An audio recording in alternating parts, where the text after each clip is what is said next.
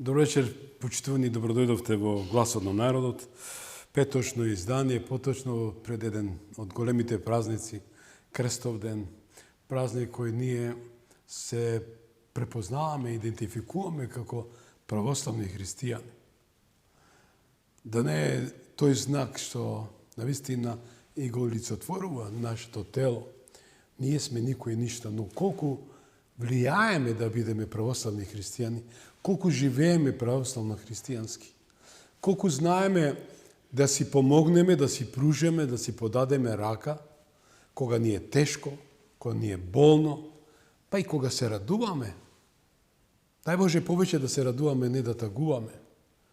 Да изфрлиме таа злоба во нас, што стои и ја пренесуваме на нашето најближо, најсакано семејство и така натаму. Но тоа е доколку навистина веруваме во силата на Господ и колку веруваме во тој свет крст. И самиот Константин, кој бил голем прогонител на христијаните, се додека не имаше такво видение дека на штитот на своите војници да направи крст и со тоа ќе победи. И ја победи војската, која беше негов опонент, непријателот. Само со вербата во крстот ние ќе обстанеме. Драги мои, вечерашната тема ќе биде доста интересна, доста содржајна, имајќи факт дека секој ден ни се случуваат некакви настани кои нас не обтоваруваат. Па некоја ќе речеме дебелокошци сме, огуглавме. Но не можете, кога ќе видите дека некој од секој ракав си вади изјави за разнебитување на Македонија. Па колку пати ви веламе, луѓе, дали сме држава или панаџер? Второто е дефинитивно. Во една нормална држава, некој ако ти се закани дека ќе ти ја раздели Македонија, треба винителството, судството, да влијаат, а не да го остават. Затоа ќе ни биде во главнијата тема, вечера што ќе третирам со мојот соговор, но еве во интерес на времето. За волја на вистината ве молам, јас ви кажав дека до последен здив ќе се борам за сите вас, вклучувајќи за моето семејство. Рековме дека џабе ти ако носиш бел мантил, ако немаш душа, ти си никој ништо. Џабе ти е ако си бранител во одбранбените, безбедносните сили, носиш униформа, ако немаш душа, срце, човеколюбие, ти си ништо. Џабе ако си свештеник, а носиш мантија и одежди, ако немаш срце и душа, жалам, тоа е како фотографија без светло. Конечно, ви спомнав, го поканив господинот Фуркан Сали да ја каже најголемиот страм во здравството, најголемите убиства што се случуваат у здравството на штета на сите нас. Да ве поздравам од името на мојата екипа, мојот продуцент Кристина Томич и Ивана Алексовска, вечерва ќе бидат со нас. Најпрви ја замолувам Ивана да одиме со првиот прилог со Фуркан Сали. Зашто ви зборев? Слушајте, тоа е истражувачко новинарство. Ја ги замолив и нашите македонски новинари да истражуваат, но, не знам, реков, многу од нив се пудинг мајстори и фикус новинари. Имам право како најпостар колега тоа да го кажам. Одиме со прилогот на Фуркан Салију. Në shtator të vitit të kaluar publikuam storën për huazimin me regres të gjilpërave për biopsi nga klinika e hematologjisë prej klinikës së Nishit të Serbisë nga ana e drejtoreshës Sonja Genadieva Stravdrić. Në shtet normal, deri më tani rasti do të ishte mbyllur dhe opinioni do të kishte përgjigjet se si në çantë, pa akretim, importohen gjilpëra që më pas përdoren tek pacientët. Por e vetmja gjë që e dim për këtë rast është se është hapur dhe hetim dhe aq. Normal, kur ndodh kështu drejtoresha merr ende fuqi sepse kupton se partia është mbi ligjin. Ja çfarë po ndodh aktualisht në hematologji sipas të punësuarve. Ju informojmë për pararegullësi serioze në punën e klinikës për hematologji që në mënyrë të drejtë për drejtë rrezikon shëndetin e pacientëve dhe integritetin e të punësuarve. Gjatë periudhës së drejtimit të institucionit nga ana drejtoreshës aktuale, profesor Dr. Sonja Genadieva Stavrić, jemi dëshmitar të këtyre dukurive. Presion psiqik i vazhdueshëm dhe degradim i stafit mjekësor, sjellje të vendimeve të njëanshme pa konsultim me kolegjiumin profesional, krimi i frikës dhe mosbesimit që rezulton me largimin e motrave medicinale dhe mjekëve, mungesë serioze të ilaçeve të rëndësishme për shkak të nderëve të dështuar, zbatimi i protokolleve të vjetra në kundërshtim me praktikat bashkëkohore hematologjike. Njëkohësisht, harxhon para të padedikuara në angazhimin e këshilltarëve dhe advokatëve sipas nevojave të udhëheqësisë së klinikës. Në këtë letër të drejtuar Ministrit të Shëndetësisë janë nënshkruar 50 punonjës të klinikës. E këta punëtorë nuk janë vetëm punëtorë në këtë klinikë, por janë edhe si aktorë të një show të madh që organizohet nga drejtoresha, e ngjashme si Big Brother. Kjo fotografi është nga qendra e kontrollit, apo regjia. 17 kamera të vendosura në përvende ku ka pacient pa lejen e punonjësve. Kamera në të cilat ka qasje drejtoresha prej në telefon, e të cilat kontrollon nga sekretari e saj, e jo persona adekuati punësuar për këtë punë. Përderisa drejtoresha harxhon para për kamera, advokat, këshilltar, ja se si transportohen pacientët në këtë klinikë. Me batanie e mendimin e familjarëve të pacientëve sepse ndryshe do të mbesin në dyshemi. Për gjithë këto akuza, drejtoresha nuk ishte i gatshme të prononcohet. Tha të dërgojmë pyetjet në email, gjë që u refuzua nga ne. 2 ditë e pritëm para zyrës, refuzoi të përgjigjet. E sjerdhëm në këtë situatë. Përgjigjen e keni në videon e ardhshme. Edhe përkundër kësaj, drejtoresha parapërqen të shkojë në Nish për t'i marrë gjilpërat nga kompania e saj e preferuar Argon. Edhe atë me revers. Por dilema është se si do t'i kthejë gjilpërat dhe prej ku do t'i merr kur në vendin ton askush nuk i predhon e as nuk importon këto gjilpëra. Gjilpërat që nuk e kanë akreditimin e duhur nga institucionet tona shëndetësore dhe gjilpërat që me shumë gjasa janë importuar në këtë vend ilegalisht. Në dokumentet zyrtare thuhet se klinika e hematologjisë pas ka kërkuar pëlqim për donacion nga Nishi, ndërsa Ministria e Shëndetësisë pas ka dhënë pëlqim. Po, kështu duhet të jetë, por drejtoresha si kujtohet ta bëj këtë pasi ekipi Portalik se publikoi historien, ndërsa gjilpërat veçmë i kishte importuar. Pra, kur një veprim si ky nuk ndëshkohet së paku me largimin nga pozita, atëherë ndodh kjo që po ndodh tani në klinikë, por kjo punë nuk përfundon me një material të publikuar. Vazhdojmë me detajet.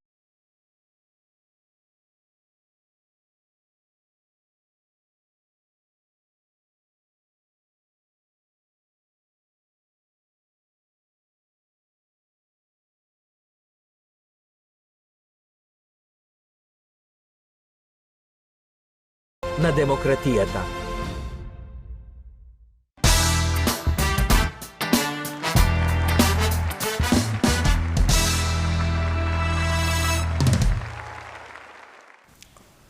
Да, драги мои, това беше Фуркан Салију, македонски албанец, кој се занимава со истражувачко новинарство. Видовме нашите, моите колеги македонци, не знам дали страм, па може би страв, да истражуваат. Се работи за хематологија. Наша клиника, македонска. Значи, Фуркан Салију направи едно лабинско истражување како се однесува директорката, медицинскиот директор на хематологија, доктор Сонја Ставриć. Еве да видиме што кажа министерот за здравство апропо ова. Unë pata takim me drejtoreshën, I mohoj të gjitha këto që janë aty, pra kemi bërë një komision I cili do të shqyrton situatën. 2 ditë më parë, Ministri I Shëndetësisë Azir Aliu deklaroi se drejtoresha ka folur me të dhe I ka mohuar të gjitha akuzat të punëtorëve ndaj saj. Le të shmi mohu para ministrit, por do mohoj para kamerës tonë. Ta kryejmë obligimin qytetar dhe të ndihmojnë komisionin që ka krijuar Ministria e Shëndetësisë. Famë se në klinik pacientët trajtohen në kushte mizore dhe për këtë publikuam edhe video. E pas ka mohuar drejtoresha se kjo është protokoll standard, nga se si e marrin hemoterapin pacientët.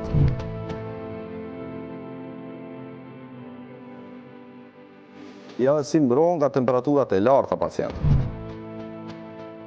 duke I mbuluar xhamat me foli ose batanie. Duke pas parasysh kushtet në këtë klinikë është e çuditshme pse ndahen shumë parash për avokat. Për shembull, për angazhimin e tij nga klinika e hematologjisë, avokati Ivo Savić ka marrë rreth 330.000 denar.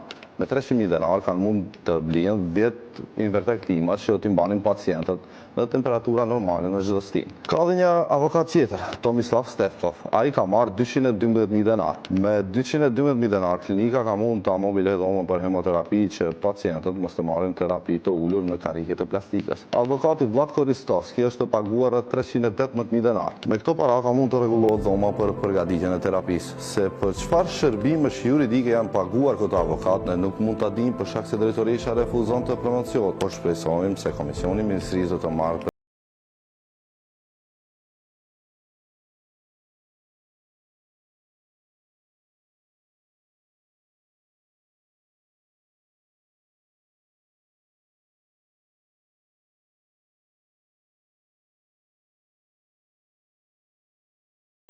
на демократијата.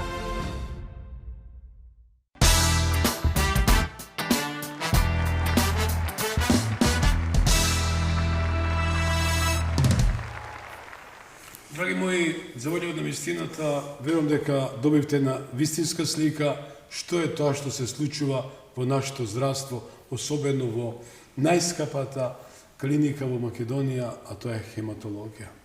Замолувам и други медиуми, и македонски новинари да истражуваат. Не се знае кој каде ќе заврши, дали некој ќе заврши, не ви посакувам на оваа хематологија.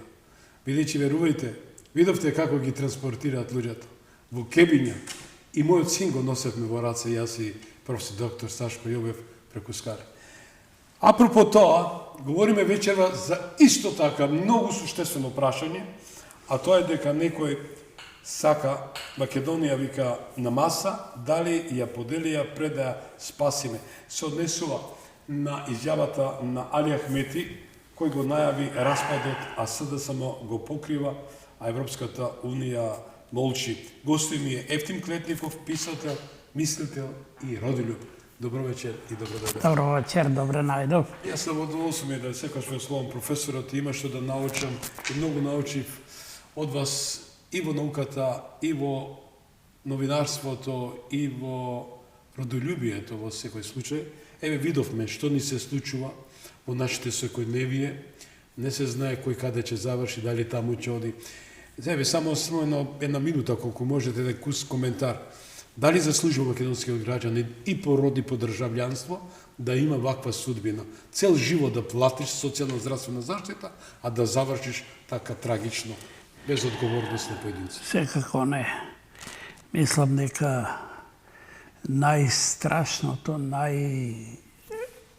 најдискутабилниот ланец на нашата држава е здравството. И доктор Кедев даде некој сигнал дека се тргува со здравството, со срца на луѓето се отвараат за да се заработи пара. И така натаму, јас си напишав еден есеј, колумна за тоа која наскоро ќе објавам, се вика обезбожен човек, човекот го загубил Бог. Посебно белите мантили кои има и прекрасни доктори меѓу нив, меѓу тоа има и оние кои си ја продале душата на ѓаволот, фаустовци, кои ја продале на него душата. И тоа е една трагична ситуација, знаете, и многу бели мантили кај нас работат под мотото на Хипокрита, не на Хипократ. Хипокрити, а не Хипократовци. Господин Клетников, благодарам за одговорот. Апропо, во контекст едното и другото, тоа е една девастација. Како по животот, така по општеството. Меѓутоа, не сакав да му дадам многу значење на човекот кој по дефиниција е терорист. Не можеме ние да го дефинираме, да бидеме джентлмен, со оглед дека човекот кој пукал врз безбедносните сили, одбранбените сили во земјата кај што е роден и цел сите овие 22 години да го условува и да го стави под нишан македонскиот народ, тоа за мене е нонсенс. Еве, вчера излезе неговата изјава, јас ја видов и завчера, некои од порталите, а не знам зашто милуваат да им даат толку значење. Велам, луѓе бре, зар може македонштината да се купува и да се продава? Не алоцирам имиња, ниту медиуми, но не е убаво. Дали се наоѓаме уште пред едно големо искушение, кој ни ја најавува Али Ахмети, ако не влеземе во Европската унија, Македонија ќе се подели меѓу Албанија и Бугарија. Да, видите, тоа е шизофренија на еден ум. Тој дојде од Швајцарија, Ѓорѓи Марјановиќ, нашиот Дон Кихот го дефинира тоа на времето, дека доаѓа тој од Швајцарија со некоја овака диагноза посебна. И таа диагноза сега се огледува и на македонскиот политички простор. Мислам, тој е пар екселанс терорист човек. Но, знаете, 2001 година беше, не беше тоа само албански проект, косовски, бидејќи од Косово доаѓа Увозен. преку Шар планини и така, туку беше проект на Брисел и Вашингтон. Знаете, тоа е страшно. Кардиналска Тоа е сеанса се викаше Знаете, тој тоа документ. е еден феномен кој е просто метафизички. Така. Бидејќи на еден мал, миролюбив народ, скусуван и докусуван со векови, со столетија, посебно сега, и ставен на една територија која можеш да ја поминеш со едно договорче, со една цигара, што се вика, и сега да биде вклучена скоро целата цивилизација западна во ништење на тој народ. За тоа никој не зборува. Тоа е многу важно и јас се отепав од пишување на тој проблем, на таа тема која е феноменолошка и метафизички и скоро необјаснива, да се чуди човек. Значи, тероризмот во 2001 беше меѓународен проект. Тоа е јасно и тоа е не случајно Бајден, да речеме сега, пред неговиот мандат, ни се закани, не смее да се коментираат Охридскиот и Преспанскиот. Замислете еден преседател на светски хегемон, се уште ја Америка, светски хегемон во опаѓање и паѓање пред БРИКС, пред Кина, па и пред Русија, да се занимава со една мала земјичка, не го дирајте, не го гибајте Преспан. Значи, тоа е феноменот. Потоа, 2001 е еден феномен од етички аспект за албанциве. Знаете, има тие една книга Сакрална Лех Дукаѓен, мислам се вика, каде е обработена, пласирана тезата дека албанците се еден од најетичниот народ во светот. Знаете. Меѓутоа, што се случи? Сега се враќам код 1999 година, кога беше бомбардирањето на Србија од НАТО, безсрамен 19 огромни нации да бомбардираат една земја како Србија.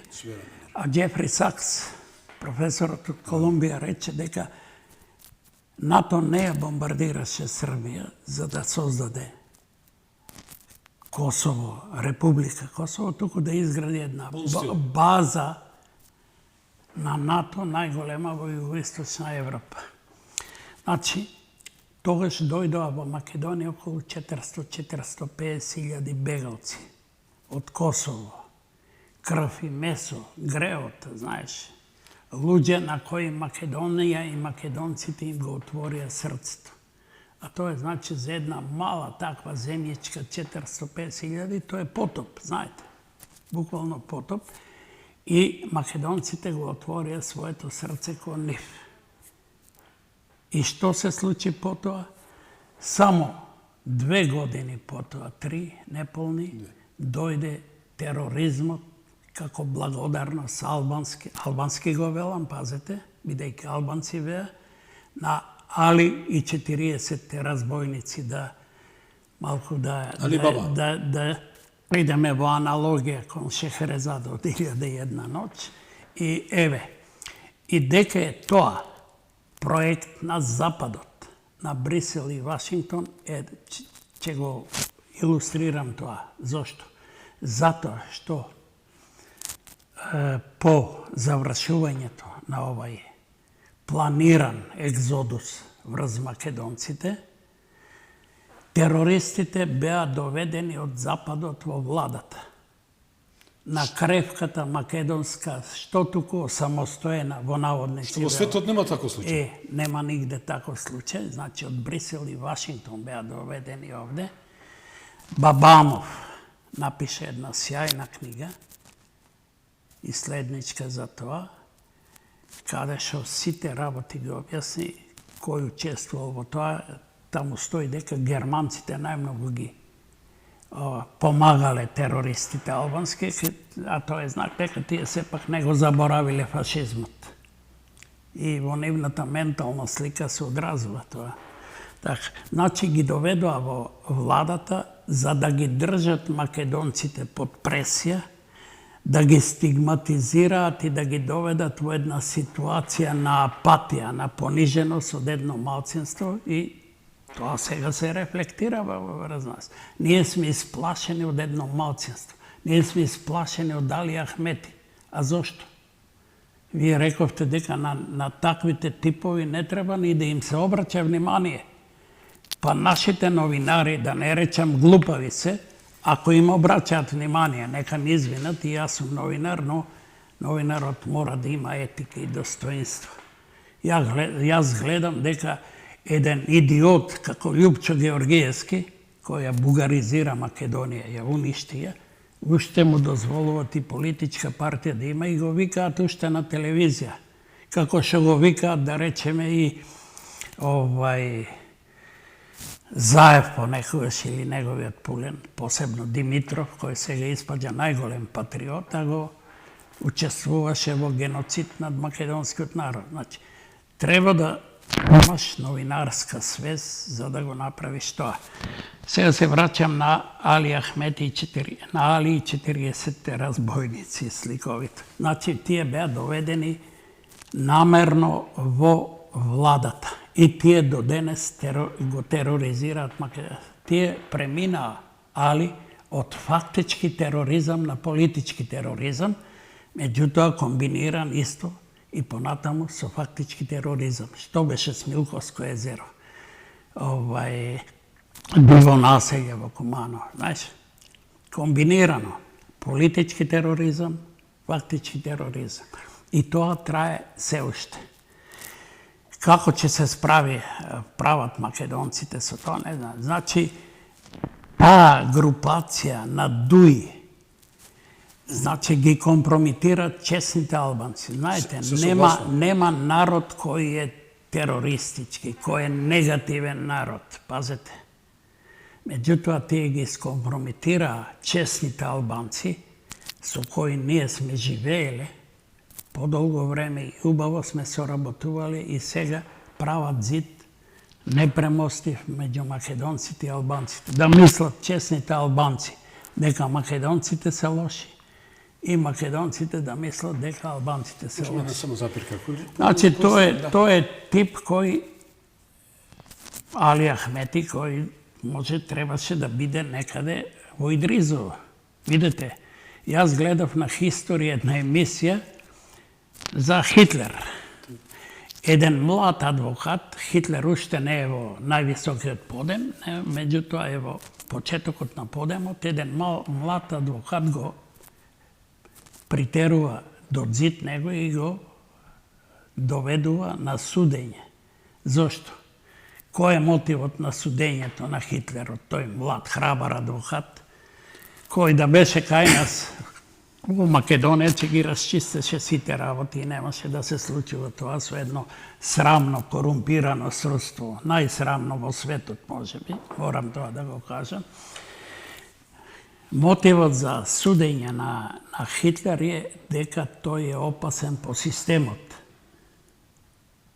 Али дали не е опасен по системот?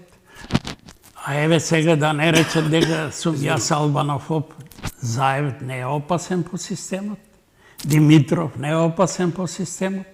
Љупчо Георгиевски не е опасен по системот. Бујар Османи не беше опасен по системот. Кога како министер за надворешни работи работеше повеќе како албански, косовски и бугарски дури министер, отколку како македонски, кога не бламираше, кој имаше за цел само да ги протерува русите и кој се пофали дека 15 или 16 руски дипломати протерал од овде. А на нас, македонците, русите ни се пријатели повеќе од американците. Ќе се избистрат работата и тоа ќе се види. Да. Значи, ова е ситуацијата со Али Ахмети. Иначе, он што мисли дека Македонија ќе биде поделена, дека доста е веќе со делби. Македонија нема никогаш да исчезне. Пред тоа неговиот не знам, учител ли беше Арвен Џафери, он сонуваше кога ќе ја снема Македонија. Па одредуваше некои датуми, па 15, па 16, па 17 години и така. Значи, тоа е сонот на сите овие ретроградни, јас би рекол и во умот, и во ова, или ристи, они сметаат дека си лири. Меѓутоа, они се доведени некаде од Кавказ, како геги, тука заслуги на Турската империја, кои ги вршеле неизините Балкани работи. И сега, како што ги вршат Али и 40 разбойници, од тој тип Балканите работи на Европа. Тоа е диагнозата со нив. Да. Една мала запирка, јас се извинувам. Морам да спомнам дека има доста позитивни македонски албанци кои навистина си ја сакат Македонија. Еве користам можност. Тоа е еден фризерски салон во мојата населба Порта Блаја. Едно младо момче Емре кој навистина прекрасно си зборат македонски, функционираат, живеат со македонците. Тоа е вистинската порака. Имаме чести македонски албанци кои си ја сакат Македонија. Но овие траблмейкери, овие белјаджи навистина импортирани, увезени, како да речам, со помош на големите сили, прават белја. Господин Клетников, дали ваквата изјава може да помине без сериозен одговор од државата? Па види, ако ние сме суверена држава, ако ние сме држава во која има правен систем, морал и суверенитет, тој сега ќе беше по таквата изјава негде на суд или велам пак во Идризово. Значи, немаме ние правен систем суверенистички кој ќе ја брани ова држава, не само како на македонците, на сите, таа е држава на сите. Сите. А види, Али наметна дека тие се државотворен народ. Значи, качачкиот бандитизам негов да биде државотворен исто со основскиот. Јас имам пишувано за влогот на албанскиот геноцид врз македонците. Тој трае 2 столетија, пазите.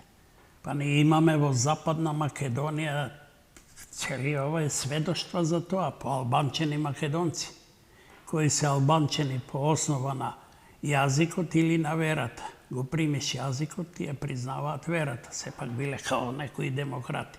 Ја примиш верата, ти признаваат јазикот. Знаете за тоа.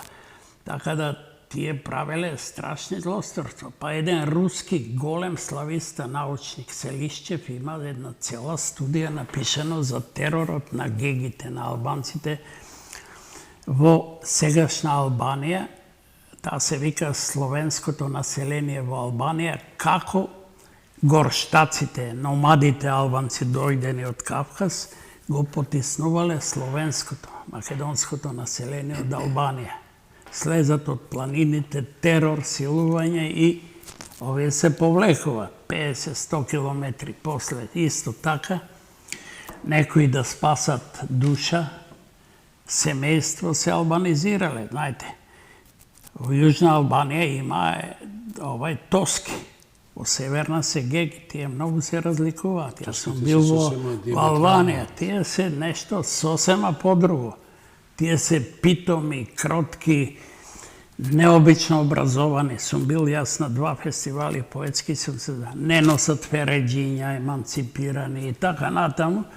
Сосема светски луѓе. Неверојатно, не се сега. Тоа ми е зборот дека тоа Тоа е проект за, мислам, и така со тој притисок на потиснување на словенското население продолжуваат тие. После од Албанија продолжува. Токму е тоа прашањето. И 2001 година е, она што го пишува Селишчев, руски славист и научник, 2001 година е истиот концепт на силеџиско потиснување на македонците до крај. И тие, визијата на Али е Македонија да ја снема. Тоа е, еве сега тој пактира како со бугарите, демек ќе ја разделеле така. Ама не знам дали па бугарите ќе се сложат да ја делат со нив. Не знам, тие имаат албанциве, ја доколку знам, страшен анимозитет кон бугарите. Не поминале добро со нив тие еден период. И така јас сум живеел како студент со албанци, па разбрал мојот цимер дека сум од Источна Македонија на границата со Бугарија, па не ми оставаше клуч на ова, додека не разбра дека не сум бугарин. Абе, вика цимер, ти си бугарин, му било страв, дека да не сум како бугарин. Не сакам да ги видам, викам, како ти се. Но како и да е, господин Клетников, има доста македонски албанци кои дефинитивно не го понесуваат политичкото неартикулирање. Неговата политика, да речам, под наводници, европско профилирана, се мисли на неговиот опонент Изет Меджити, кој тука во оваа емисија кажал, и јас му спомнав на Али Ахмети, најчесто да се тргне од политиката 2012 и нека си влезе во некоја нивна историја како лик кој им помогна. Но не сака да слушне и како што, ја парафразирам изјавата на Меджити, но како што гледам, тој нема да заврши како што би требало. Се мисли на неговото фиаско, политичко фиаско. Мендух Тачи, убаво, јас сум сведок на таа изјава, 2001 му земав изјава пред грчката амбасада, кој Мендух Тачи јавно ги нарече терористи УЧК, односно ОНА, и дека тие се борат за територии. Од друга страна, најтаза изјава, а чудиме се еден кус прилог, како тебе избор од една наша телевизија Алфа, Мендух Тачи вели Ахмети не си го одржа зборот, се покајав што бев дел од Европскиот фронт. Ивана, одиме со прилогот од тебе избор.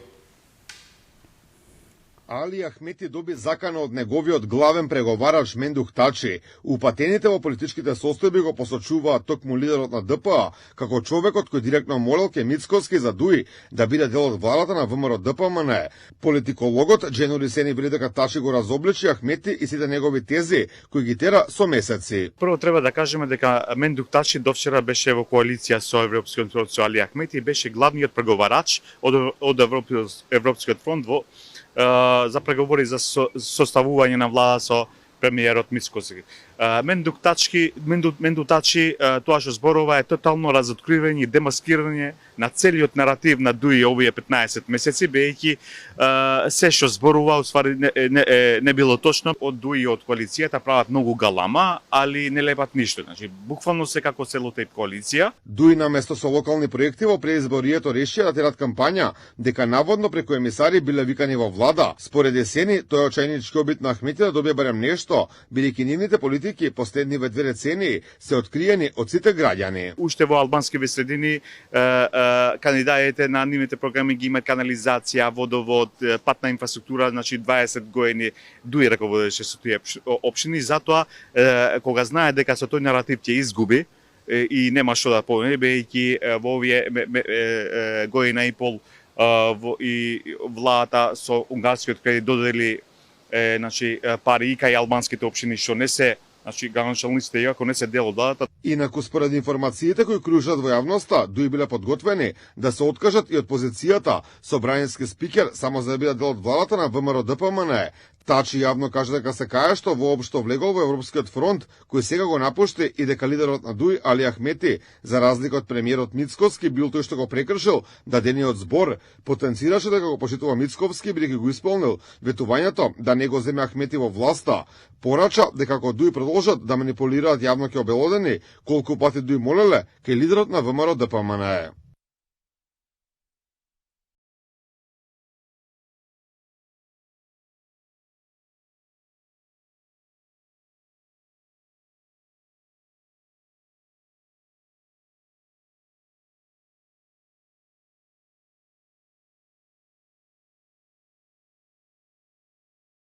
Клучот на демократијата.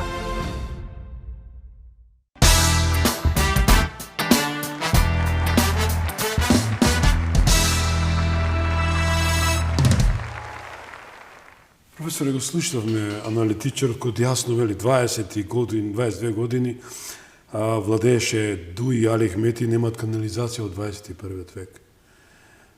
Кој е вашиот коментар? Дали албанците во Македонија се задоволни со оваквиот начин на политичко неоднесување, на криминал, корупција и се тоа? Не, сигурно не. Еве и Мендух Тачи кој беше црно-бело смисла кон македонците. Но еве тоа е доблесно што дава еден таков коментар, една анализа на едно покајување на ДУИ, покајање. Тоа е честно, тоа е доблесно, тоа не е пат и јас му честитам, еве. ДУИ ги посрами албанците. Целиот корпус албански во Македонија и мислам не само овде, туку ги посрами сите честни албанци во Албанија. Така, тоа е веќе една партија, еден човек кој овака се психотични и кој не му мислат ни на албанскиот народ добро, а камоли на македонскиот. Еве бе со една интересна, ти се поднаслови, СДСМ представен од Венко Филипче, или ја секогаш велам темниот облак на Зоран Заев, или Сенка, нова резолуција со црвени линии, реторика или предавство? Да, види, тоа е, видете, Томичу, тоа е травматична тема. Мислам, ако има малку етика, Венко Филипче ќе се закопа во земја и нема да ја стапува со црвени линии. Па какви црвени линии бара тој? Па тие извршија идентитетски геноцид врз својот народ, својот и не е нивни веќе. Тие се отуѓенци, изроди од овој народ. Тие направија идентитетски геноцид. Додуше беа маша на Брисел, Вашингтон, на некои, на Грција, на Софија, на Атина. Па и сега се. Да, и сега се. И тие немаат право, немаат морал, а имитираат морал и се појавуваат. Какви црвени линии? Се е поминато. Тие го ставија македонскиот народ мемориски во ковчег, во идентитетски ковчег. Тие го закопа идентитетски. На Венко Филипче и на неговите, и на Заев, и на Димитро, и на неговата партија, не им е јасно што е тоа идентитетски геноцид. Не знаат од науката што се вика антропологија. Не прочитале ни еден антрополог од светските антрополози кои велат дека најстрашната смрт што може да му се случи на еден народ е идентитетската, не физичката смрт. Идентитетската смрт, пази. И тоа ни се случи со оваа партија. И јас многу пати сум рекол и сега ќе речам дека тоа е по дефиниција со она што го направи таа, што учествуваше во идентитетскиот геноцид на својот, на македонскиот народ е фашистичка партија. И ја го повикувам, еве, јас сум поет, ја го ценам Венко како лекар, Филипче, но како карактер од тој аспект и политички тој е нула. Значи, јас го повикувам и јавно на дебата него да разговараме за тоа зошто е таа партија под водство на Заев, па и сега на него, фашистичка партија, по дефиниција. Затоа што направи идентитетски геноцид. А идентитетскиот геноцид, по дефиниција, е злосторство против човештвото. Пазете, тие направија злосторство не само според кон својот народ, туку и кон човештвото. Оти тоа е огледало дека секој геноцид идентитетски е мислам, една зараза, бакцил кој може да се проектира и на други народи. А идентитетски геноцид значи убивање на меморијата на еден. Тие не знаат што е тоа име и ставија Северна, а името го дадоа на грците и со тоа целата меморија ја всмукаа грците, а сега и бугарите тоа го, бидејќи тие ја наметнаа и бугарската рамка СДСМ, нели? Тоа дека имаме... Тој се радува денеска го слушам. Он се радува дека ја гледаш, да ти вика, мислам, нека не се срами човекот, а немаат срам тие во тоа работата, така мислам ја за тоа, дека е срамота тие црвени линии, какви богати тие црвени линии ќе поставуваат кога тие извршија геноцид врз овој народ. Нека се покријат и нека молчат. И јас им препорачувам на младите луѓе од СДСМ, нека ја избристрат својата свест, нека сватат што се случило таму и нека покренат едно ново движење во таа партија, нека ја препородат и нека ги стават на срамен столб тие што ги посрамија нив. Таа политичка партија не е за дискредитација, има доста умови, имаше интелектуалци, академци кои навистина... Ама молча, каде беа? Да. Меѓутоа, еве, јас со име и презиме ќе спомнам и господинот Таки Фити го удираше по раме, го храбруваше Зоран Заев дека Преспа е врвен проект за доброто и се тона. Тоа е глупава работа. Дали црвените линии се само параван или за нешто што се крие? Тие се една пропадната етика, неморал, антиморал, глупост. Ништо не се крие во нив. Туку еден безобразлук, етички, антиетички, ако сакате, на луѓе без рбет, кои немаат пршлени и кои овака се на едно пониско ниво слегнати на оние што лазат, нели? Тоа е тоа.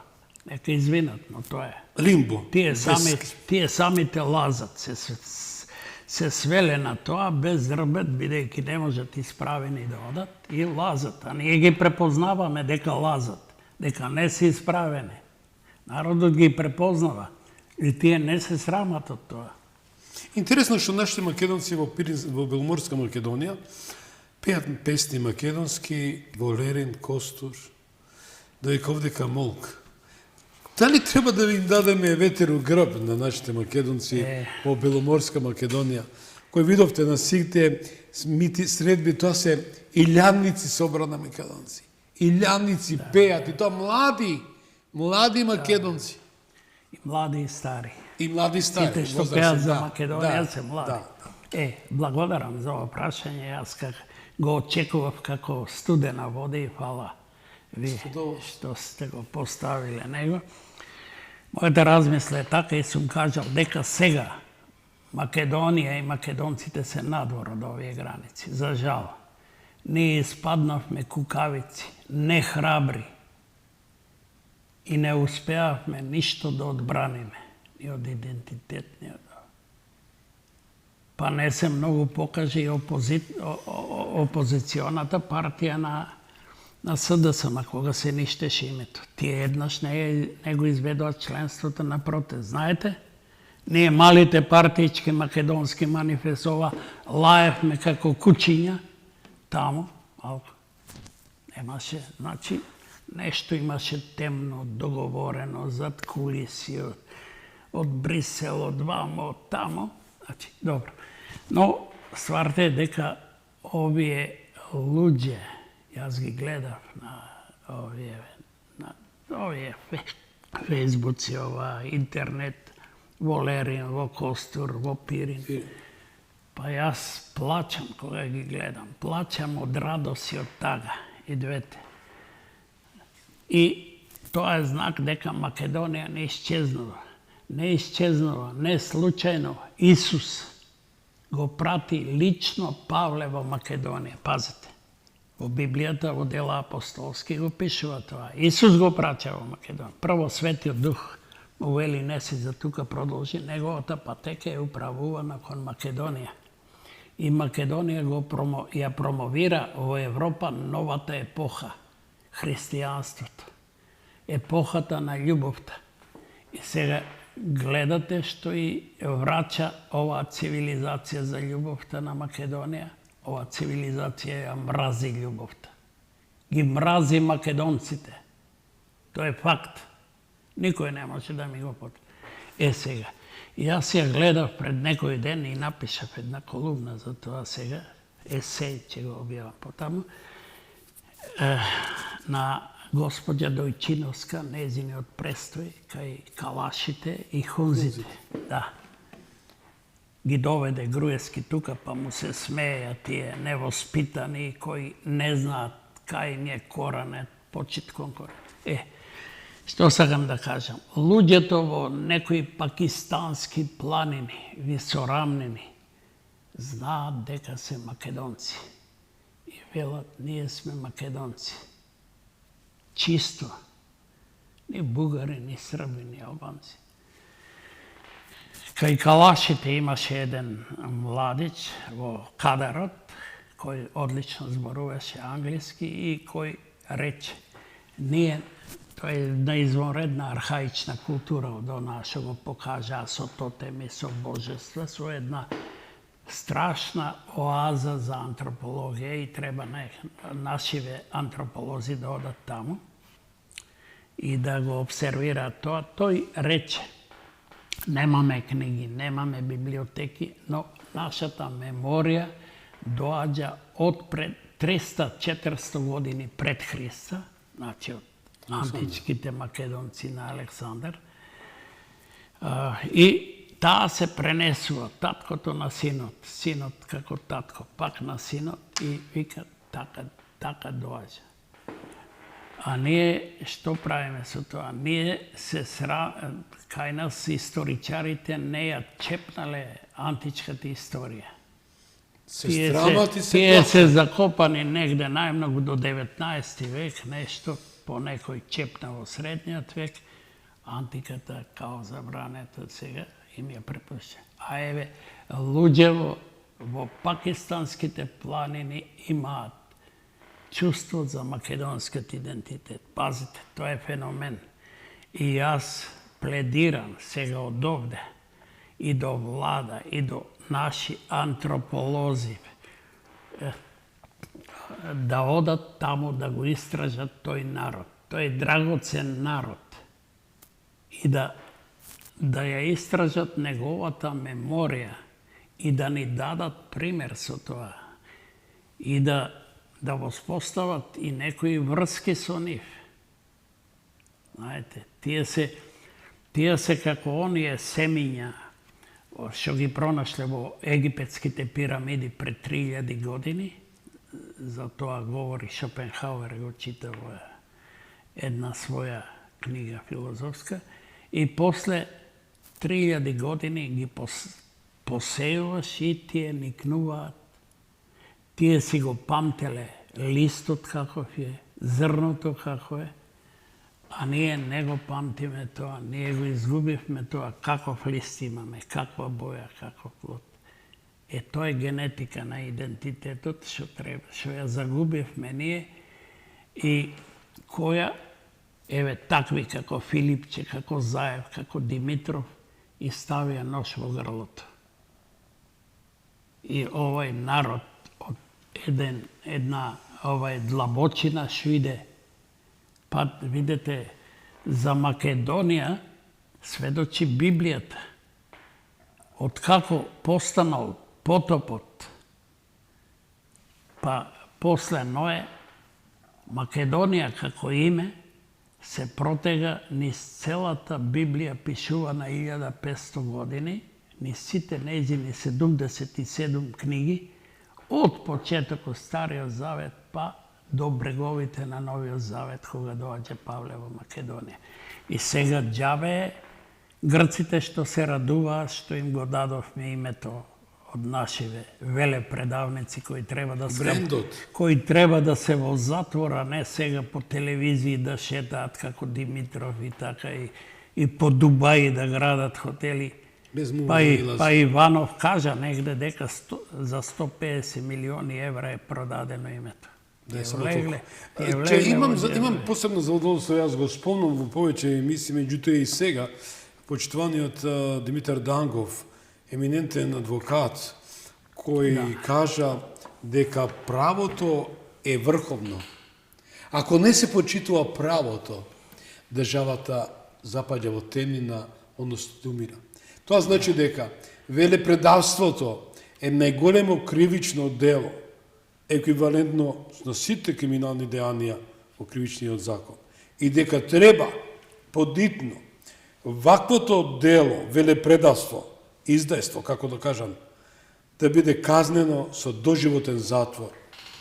Бидејќи беше укината, да не речем таа казна, не би сака да ја спомнам. Видете, Томич, значи не можат да се спасат овие од народот. Дури и во смртта народот ќе ги извлече од гробовите да ги суди нив. Ајде, тоа е тоа. Тие ќе дојдат. Јас го знам господинот Дангов, одличен адвокат е и пријатели бевме едно време, но ќе му кажам дека и кај правниците наши има некое недоразбирање, не прават разлика меѓу право и правда. Тоа се различни поими. Правото е некој механизам, некогаш и некои лавиринти да се заташкаат работата и како Јозеф К. кај Кавка да се бутнат овие во некои лавиринти од кои нема излез и на крајот дури и трагично ќе завршат како јунакот на Кавка. Тоа е многу важно сега да го експлицираме. Џефри Сакс, за кој реков професорот од Колумбија универзитетот, за Бонстил што извонреден еден тип. После Ноам Чомски Америка нема таков ум и етички и воопшто подкован. Тој рече, изјави јавно неодамна дека меѓународното право на кое ние се повикуваме, јас често пати спорам со еден мој пријател Дардан Венецки, ти бил овде, ама меѓународното право е на наша страна. Јас му велам, абе нема меѓународно право. Па нас не убија тие идентитетски што се фалат дека е ова цивилизација почива на меѓународно право. Не е точно. Џефри Сакс рече, меѓународното право денес е убиено и го убиваат Брисел и Вашингтон. Теорија на сила. Реал политиката. Значи еден ум голем американски го кажува тоа. Значи меѓународното право за Македонија не важи. Па еве видете и со тие Тони Менкиновски колку пресуди за Страсбург за во Бугарија. Ништо, не важи тоа. Велат од Брисел, ние немаме механизмите. Тоа е кретенски изговор. Тоа е кретенизам. Како немаат механизам кога се цивилизација тие Европска Унија? Немале механизам да го решат тоа, а имаат механизам да извршат идентитетски геноцид врз македонските идиоти. Знаете зашто се подсмеав? Се насмеав. Ви благодарам многу што ме подсетивте, верувајте ми, тоа го пишувам во моето дело, во томното издание Гласот на народот, ключот на демократијата, кој го посветив на мојот починат син Георги, пошто даде голем придобив за таа книга. Имам таа можност и привилегија, можам да речам, и единствен сум Македонија, глупо звучува, што разговарал со Наум Чомски, кој работи во македонска телевизија, и со Јуџин Борза. Верувајте ми, се ежам, целиот што ви изборам, имав таква можност со тие двајца великани да разговарам, само ми дадоа усмена изјава, ме замоли, а не сме у можност, Ном Чомски ме замоли да почекам, инаку ја прифати Македонија како како земја која вреди за голем респект. Верувајте ми, емотивно го кажувам. И си викам, луѓе мои, зар не најдовте простор да воспоставите линк некако, па го донесете. Еден Слободан Томич, меѓутоа сега не сакам да се упежартувам, да се дебилвирам. Воспоставив линк со него и вика, не да се гордеш, да си среќен што си македонец, што живееш у таа држава. Чомски. А господинот Јуџин Борза исто така ми кажа, со препорака на еден мој добар пријател, американски поранешен државен секретар, тоа е Лорен Сиглбергер, што стално го спомнам, не можам да ти дадам интервју, бидејќи многу луѓе сум одбил. Само едно ќе ви кажам, господин Томич. Одите по патот по кој одите. Чувајте го одна што го носите како идентитет. Тоа се зборови на Јуџин Борза. Грција нема никакво право да ве отуѓи. Значи, ова се јас ја пишувам тоа, го пишувам како сегменти во мојата книга Гласот на народот, но зошто не инвестираме во кампања за Македонија, во барање пријатели за Македонија? Да, па еве, ние не ги бараме. Ние сме ја ставиле главата во западот и не мрдаме од тоа. Нашата влада и сте чуле да го спомне зборот Русија? Не. Сте чуле да го спомне зборот Кина? Не. Освен во не. Инектирање е страв. Па ние мора да влада на една нација мора да има визија за еднината, за после едно столетие, за својот народ, за својата земја. А како е нашата иднина со ова? Ние страдаме, владата, не народот, ама владата, а и дел од народот врз кој е извршен тој инженеринг, нели? Со онај стокхолмски синдром, влюбеност во жртвата тие. Нас не ништи Брисел, Вашингтон беше со не ништеше исто, и ние до смрт сме за Европа. Па ние требаше до сега 100 пати да и речеме на Европа не. Не влегуваме во тебе, ти треба да влезеш кај нас, бидејќи кај нас е има цивилизација, има демократија, има право, има чувство, има душа. Вие сте мефистофелска цивилизација и тоа е елаборирано и кај Гете и кај таа старогерманска легенда, не случајно дека Фауст како символ на Западот си ја продава душата на ѓаволот, на Мефисто. Меѓутоа, тогаш Фауст ја трампи богато душата, ја трампи за наука. Мефисто му дава наука, жедење за знаење, и му ја се трампи за убавата, за сензуална радост, за убавата Маргарита. Ама денес Мефисто му ја зема повторно душата на ѓаволот и без наука, и без Маргарита, само за пари, за дрога, за мафија, за тоа. А ве молам, во една минута, може ли вашата порака? Ова е вашата камера. Да. Па, ако сме на крајот, мојата порака е Македонија да трае и да истрае, македонците да не губат надеж. Веќе го спомнав Гете вели, а јас се слагам со него дека ремек дело на човекот е да трае. А ние траеме со столетија од Ное до сега и според сведоштво на најзначајниот антрополошки, социолошки, психолошки, историски документ на западната цивилизација, Библијата, па и сега ќе истраеме. И Македонија ќе живее со столетија и со векови. Таа е отпечатена со Божи печат и јас веќе спомнав кој интервенирал за неа и не случајно. Исус. Знаете кој е Исус? Тој што ја отвори новата цивилизација и цивилизацијата на љубовта, кој е тргна од Македонија, и пак ќе речем, бидејќи оваа цивилизација не ја сака љубовта, го сака злото и парите, и затоа идентитетски не ништи. Македонци, бидете среќни, бидете ведри, бидете храбри и не се плашите од некога. Да сте ми живи и здрави. Благодарам. Верувајте ми, таа енергија што ја дадовте, еве јас ја чувствувам во целост, што се вели, и верувам дека почитуваните да сте ми живи и здрави и посакам добро здравје вам. Благодарам. На вашето Амен. семејство и на прекрасниот Филип, кој беше мој соговорник, вашиот син, што испрати силна порака до сите македонци во светот, како да се сака Македонија. Вештенска благодарам. Почитувани, дојдовме до крајот на вечерашната емисија. Што да кажам? Не случи едно го словам професор, бидејќи е професор. Бог му ја дал таа дарба. Таа енергија која ви ја испрати до сите вас, вклучувајќи и мене во студиото, и јас ви посакам добро здравје и расположение и за многу години утрешниот голем празник Крстовден, кој верувам дека ќе ве разбуди рано и да ве видам во храмовите. Само така ќе обстоиме. За многу години, пријатна вечер.